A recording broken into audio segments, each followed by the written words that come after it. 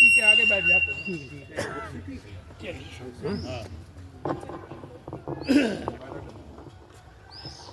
जय जगन्नाथ। स्वास्थ्य थोड़ा सा होता है इसलिए आने में विलम्ब हुआ। आदरणीय अध्यक्ष महोदय की अनुमति से।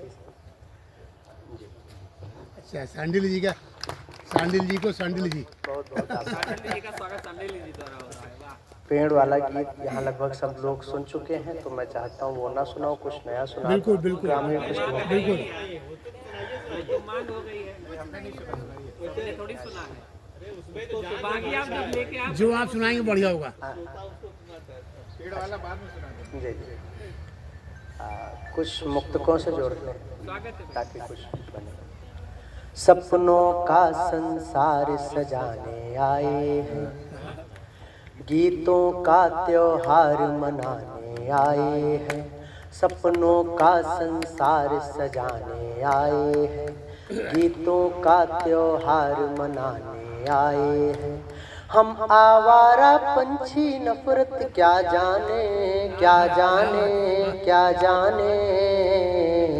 हम दुनिया को प्यार सिखाने आए हैं, हम दुनिया को प्यार सिखाने आए हैं।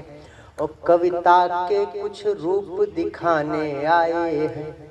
हम प्यासों को कूप दिखाने आए हैं, कविता के कुछ रूप दिखाने आए हैं। हम प्यासों को कूप दिखाने आए हैं।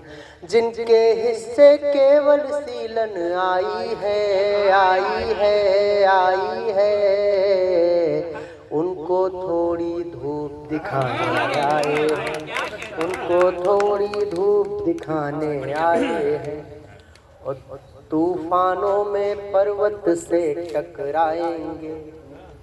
एक बहुत अच्छे कॉमेडियन हुए हैं, चार्ली चैपलिन। तो उनका एक कोटेशन बहुत प्रसिद्ध है, I like to walk in rain so that nobody can see my tears. मैं बारिश में टहलना पसंद करता हूँ जिससे कोई मेरे आंसू न देख सके।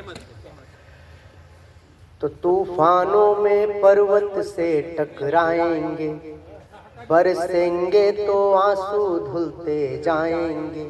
तूफानों में पर्वत से टकराएंगे, बरसेंगे तो आंसू धुलते जाएंगे। सबको अपनी अपनी प्यास बुझानी है, सबको अपनी अपनी प्यास बुझानी है।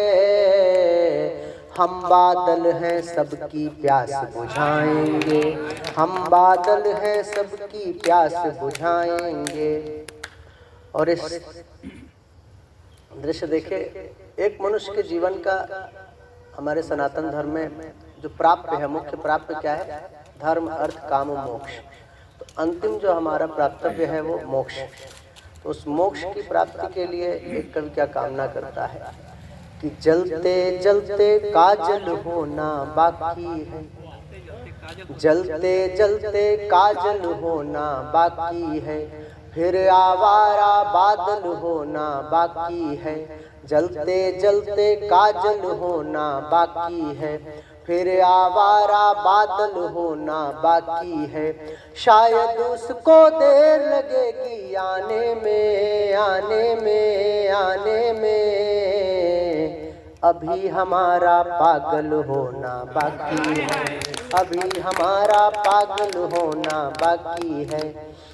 और दृश्य देखिए, न्यायपालिका वर्तमान में क्या, स्वतंत्रता के बाद से अब तक जितने लोग न्याय प्रणाली से किसी प्रकार से जुड़े होंगे जानते हैं, समय पर न्यायपालिका जो है न्याय देने में सक्षम नहीं है।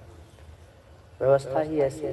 तो चार पंक्तियां मैंने कही कि सब अपराधी मारे काटे जाएंगे, जो शोषित हैं वे हथियार उठाएंगे। सब अपराधी मारे काटे जाएंगे, जो शोषित हैं वे हथियार उठाएंगे।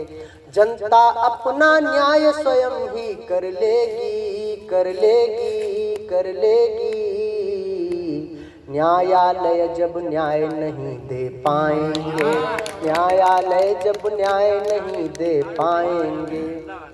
अभी बिहार में चुनाव हुए, एक बड़ी अच्छी पार्टी वहाँ पे उभर के आई, जनसुराज करके, और उसने उन मुद्दों पे बात की जिन पे प्रायः नेता बात नहीं कर रहे थे, लेकिन वहाँ की जनता ने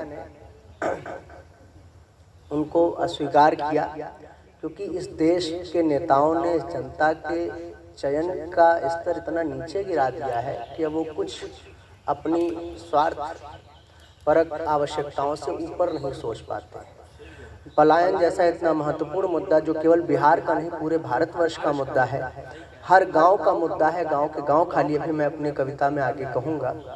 तो मुझे लगा कि मैं उस राजनीतिक दल को छोड़ के बाकी अन्य राजनीतिक दलों के लिए 4 पंक्तियां पढ़ता हूँ कि कांटा बंसी चारा सब कुछ लाए हैं, कांटा बंसी चारा सब कुछ लाए हैं, खतरे के बादल सर पर मंडराए हैं, कांटा बंसी चारा सब कुछ लाए हैं, खतरे के बादल सर पर मंडराए हैं, तालाबों में काफी गहमा गहमी है, तालाबों में काफी गहमा गहमी है, मछुआरों ने फिर से जाल बिछाए हैं, मछुआरों ने फिर से जाल बिछाए हैं।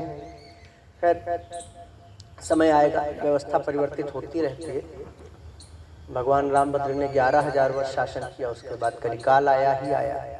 युधिष्ठिर जी ने भी लंबे समय तक शासन किया। तो बड़े बड़े शासन तंत्र जो है जो विकृत होकर अपने अंत को प्राप्त होते हैं, तो ऐसे ही बहुत सारे शासन तंत्र का परिवर्तन होगा, इस उम्मीद के साथ। एक गीत, आप लोग लगभग सभी लोग गांव से जुड़े हुए हैं, गांव जाते हैं और कई वर्ष बाद जाते हैं। मैं सन 2001 में आया था लखनऊ, उसके बाद शुरुआत में तो जाता रहा, फिर कई सालों बाद 3-4 साल बाद जब मेरा गांव जाना हुआ तो मैंने गांव को अपने कैसा पाया, गीत के सामने, गीत के माध्यम से। गीत का शीर्षक है गाँव और तेंदुआ। आपको याद होगा आशियाना में कुछ साल पहले पुलिस ऑफिसर ने तेंदुए को मार दिया था, तो गीत वहीं से शुरू हुआ।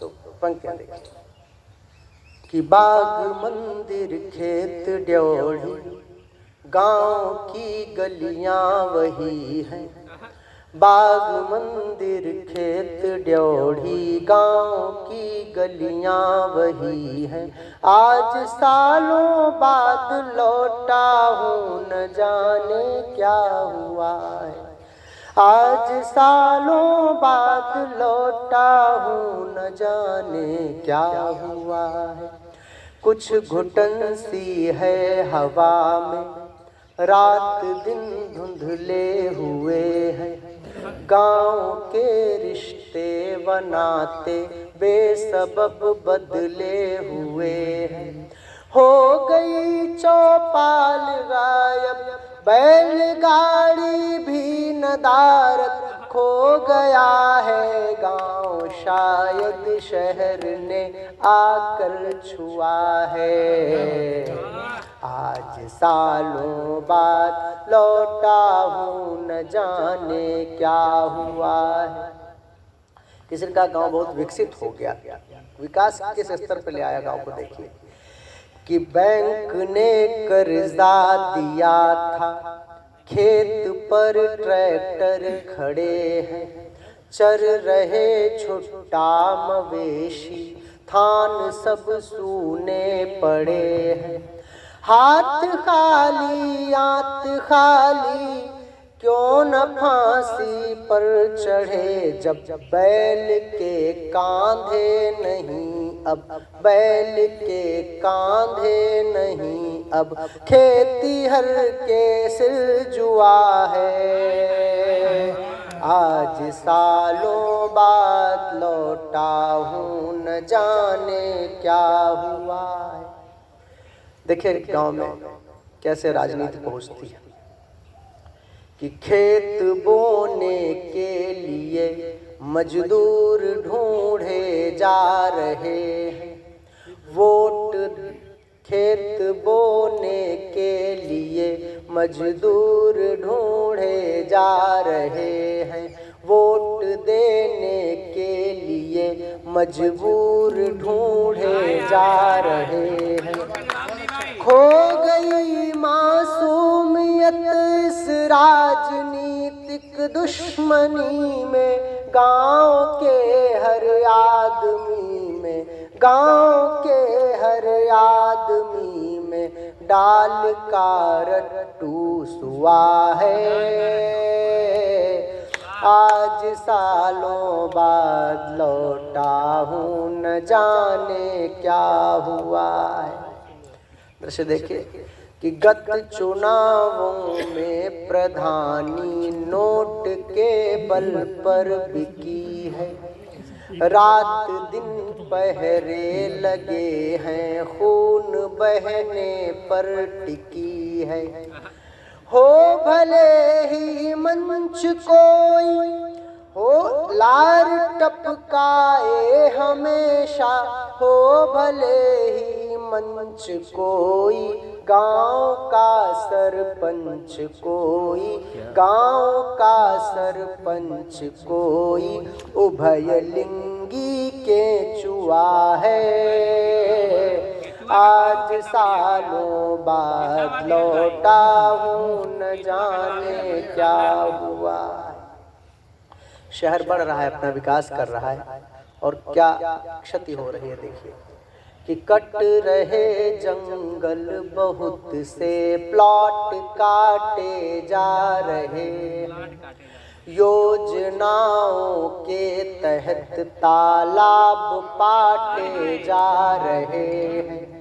कट रहे जंगल बहुत से, प्लॉट काटे जा रहे हैं, योजनाओं के तहत तालाब पाटे जा रहे हैं। कौन जाने रोशनी है या अंधेरा इस डगर में, या अंधेरा इस डगर में, छोड़कर जंगल नगर में, छोड़कर जंगल नगर में घुस रहा अब तेंदुआ है। आज सालों बाद लौटा हूँ, न जाने क्या हुआ है। बाग मंदिर खेत ड्योढ़ी गांव की गलियां वही हैं। बहुत बहुत धन्यवाद।